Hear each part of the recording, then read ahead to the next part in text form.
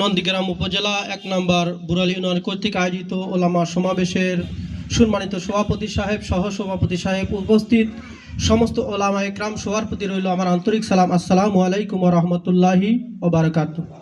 যদিও সময় অল্প দেওয়া হয়, আমি বুড়ালী ইউনিয়ন সেক্রেটারি জহুরুল ভাইকে বলেছি আমাকে একটু বেশি দিতে হবে, কারণ আমি আপনাদের সামনে যে কথাগুলো বলতে চাই না বললেই নয়।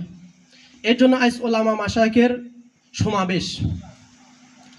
চাচা মিয়া যে তাফসির করছিলেন, এই তাফসিরের দিকে আপনারা মনোযোগ দিয়েছেন। মুসলিম জাতি আমরা এই ১৫-১৬ বছর নির্যাতিতর মধ্যে ছিলাম না শান্তিতে ছিলাম? আল্লাহর কোরআনে বলছে ইন্নাদ দীনা ইনদাল্লাহিল ইসলাম। রাসূল বলেছেন আল মুসলিমুনা মান সালিমাল মুসলিমিন। মুসলমান ওহাকে বলে যার হাত থেকে অপর মুসলমান নিরাপত্তা থাকে।